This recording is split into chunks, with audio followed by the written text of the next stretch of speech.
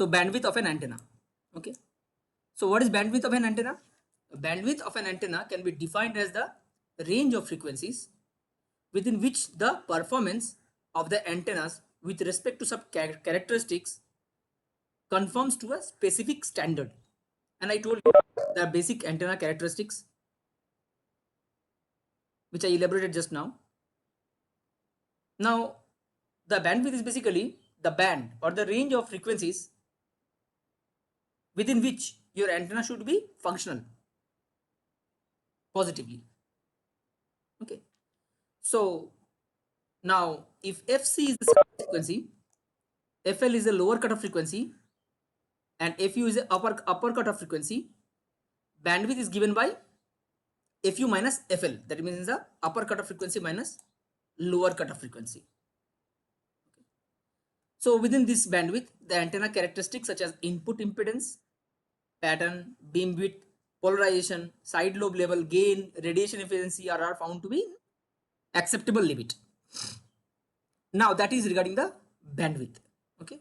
So if you have a resonance characteristic like this, okay. So if you have a resonance characteristic like this, and if this is 3 dB point, so this is basically, and if this is the lower cutoff frequency, and if this is the upper cutoff frequency, okay, and if this is Fc, that means the center frequency. So bandwidth is basically given by this one. So this is basically bandwidth. We know this. So this is bandwidth. So within this region, so within this region, all our antenna characteristics will be in acceptable level. Okay. So now, so one more thing which is very important while we deal with antennas, and that is called fractional bandwidth or percentage bandwidth. So this is the expression of the percentage bandwidth. Okay. So where center frequency Fc, now we also know that Fc can also again can be given by Fu plus Fl by 2. So center frequency can again be given by Fu plus Fl by 2, or Fc is equal to root over of Fl Fu. Now why it is required, I will tell you. So suppose I have a response like this. Suppose I have a response like this. Actually, I will draw it neatly. Suppose I have a response like this. So suppose this is my retail loss. Suppose this is my retail loss. This is the retail loss, and this is the frequency. This is the frequency. So this is the graph of return loss versus frequency. Okay. Now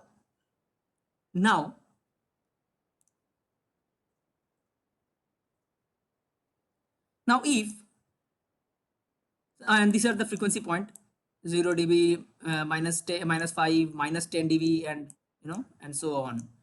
So it will be 0, then minus 5 dBi, minus 5 dB, minus 10 dB. It's not dBi, its gain is in dBi, it is dB only. So minus 20.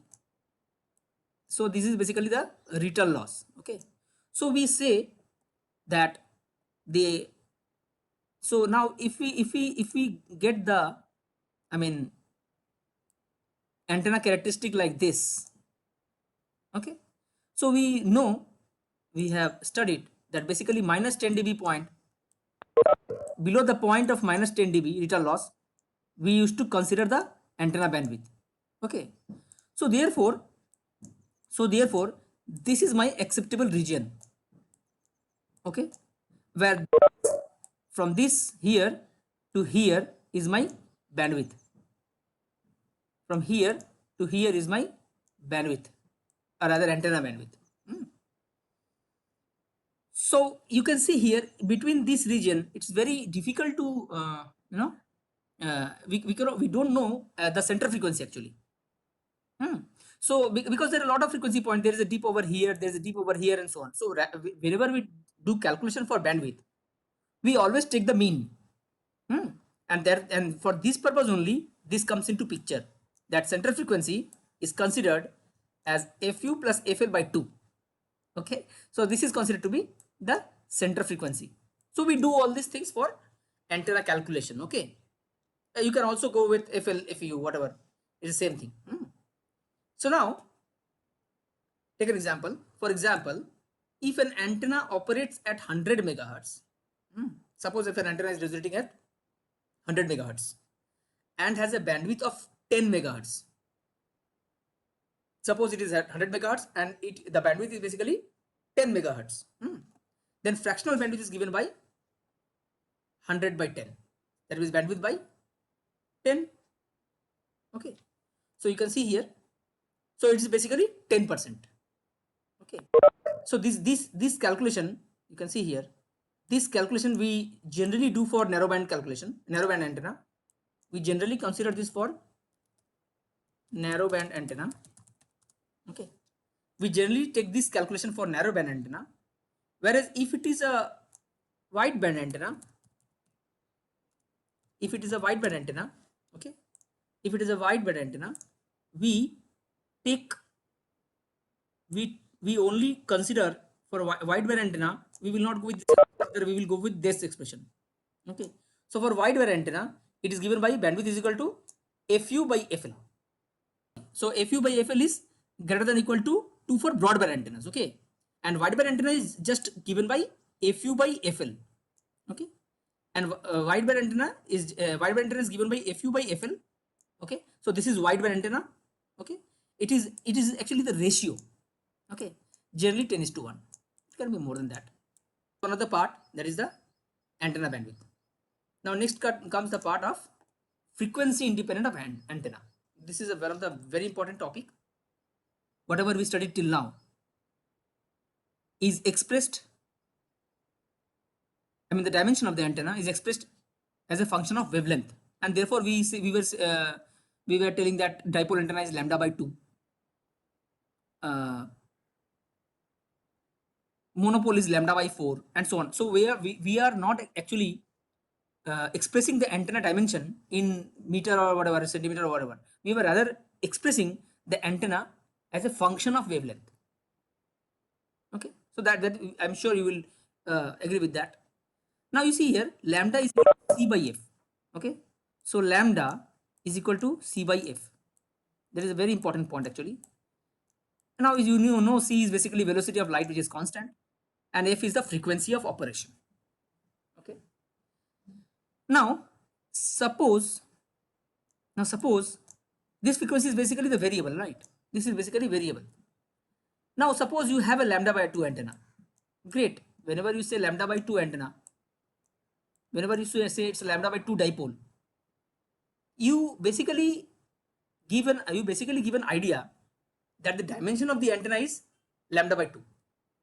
You basically give an idea that this antenna length is lambda by 2. Great. But if I ask you at what frequency it is resonating, it's again a variable, because if a frequency is for different frequency, you'll be having different lambda, and based on those lambda, your antenna dimension will change. So different frequency, different value of lambda. For different value of lambda, different dimension of antenna. So it is not fixed. If I say lambda by 2 dipole, it's meaningless. You have to tell me the frequency of operation, and accordingly your lambda will be this one. Your lambda will be there. Your lambda taken into account, and then lambda by 2 will be a half wavelength dipole if you consider that. So that means, and one more thing, if I can also express in this way, that for a range of frequencies, your antenna dimension will change. So at frequency is equal to 1 gigahertz, you will be having lambda by 2 dipole of different length. For frequency of 10 gigahertz, your antenna will be having different length. And as it is inversely proportional, as you can see here very clearly, as it is inversely proportional to lambda. Okay, so when the frequency increases, so lambda will decrease. So that means the length will decrease, and when the frequency is in the lower side, okay, then your lambda will increase. Lower side is, suppose consider one point. Suppose 1 gigahertz, suppose 1 gigahertz and 10 gigahertz. Suppose 1 gigahertz and 10 gigahertz. There are two frequencies, okay? So as lambda is inversely proportional frequency, so at this particular frequency of operation, the value of lambda, and for frequency is equal to 10, that means when frequency will increase, lambda will decrease. Okay, so when this becomes 10 gigahertz, this becomes small, and when this becomes small, your antenna becomes again small, rather smaller compared to this one. Okay, so broadly or generalizing, we can say that in the lower frequency, okay, if you consider the range of 1 to 10 gigahertz, okay, so in the lower frequency side, your antenna dimension will be big, and in the higher frequency side, your antenna dimension will become small. So across the range of frequencies, if you just put one dipole, suppose I have a range of frequency here, okay, suppose I have a range of frequency here, so f is equal to 0 gigahertz, f is equal to 1 gigahertz, and 2 gigahertz, and 3 gigahertz, or whatever up to 10 gigahertz, suppose I have, or mega, whatever you want to say, unit. So if I intentionally put one dipole according to the frequency, so at frequency is equal to 1 gigahertz, frequency is equal to 2 gigahertz, and so on. So here, as the frequency is higher, the antenna will be smaller, okay, and as the frequency comparatively is lower, so frequency the antenna length will be, antenna dimension will be higher.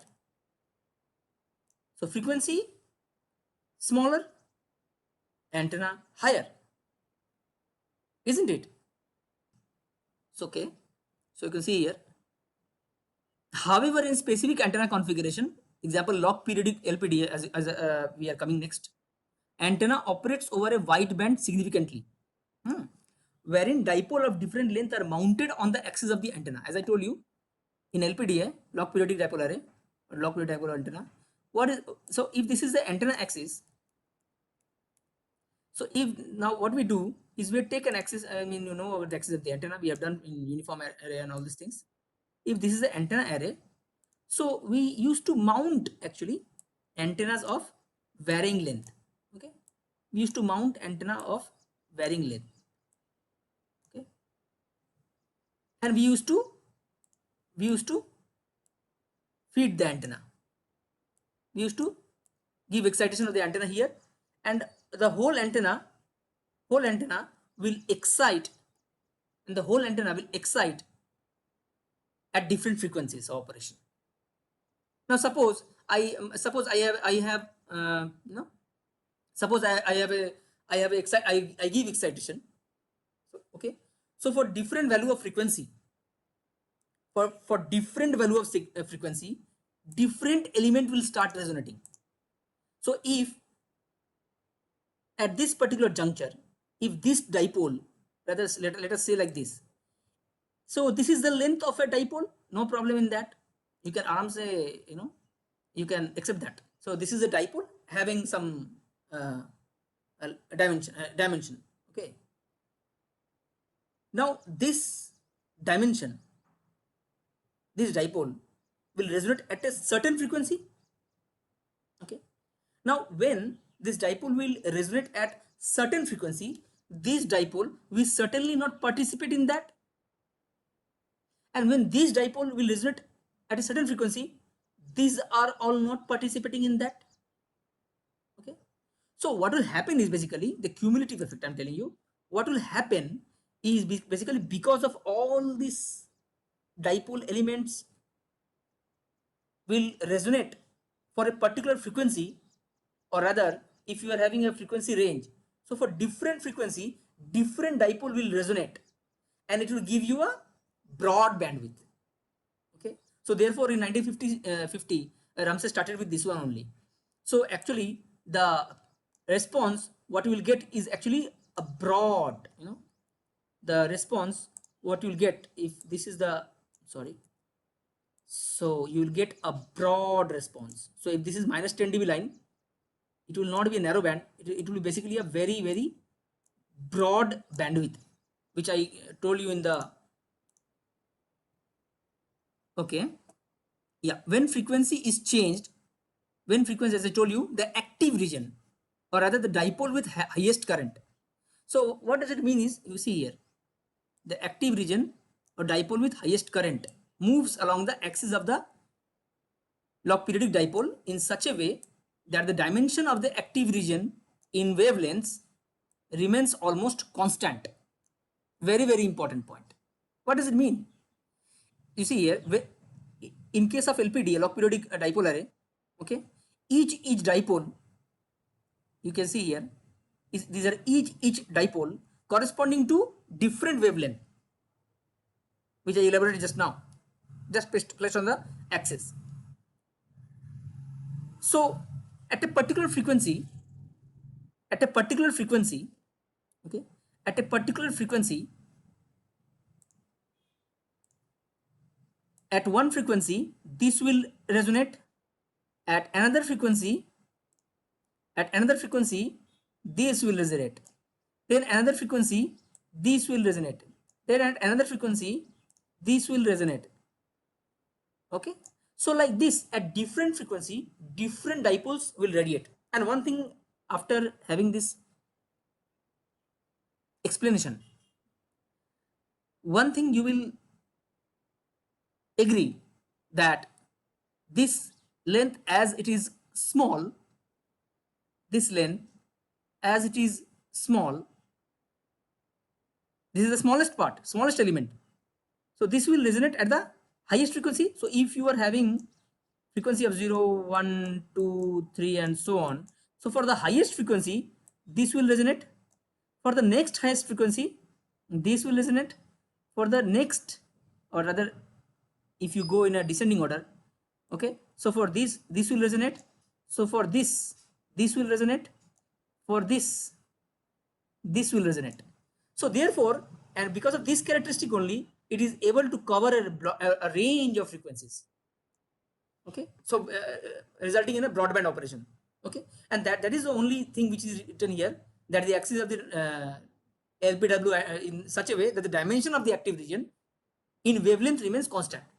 So for different, so you will be having every time a lambda by 2 dipole, half wavelength dipole, there is no problem. That's what is written, wavelength remains constant. So when, if I want to make lambda by 2 constant, if I want to make half wavelength constant, so for different frequency we should be having lambda by 2. Okay, for different frequency, because as frequency will change, lambda will change. Okay, so as frequency will change, lambda will change. So therefore the length of the wavelength, this lambda should be constant with the change of the active elements. I cannot, with a single antenna I cannot make. One more thing you can do, if you don't want to use this array, one more thing you can do is you have to take a adjustable antenna dipole. So suppose I have a dipole which is adjustable. Okay, so at one length it will oscillate, it will resonate at a different one frequency. If you can just increase, it will resonate at a different frequency, and if you go on decreasing and increasing, you can have a range of frequencies, but at that time you will not get a broadband. Why?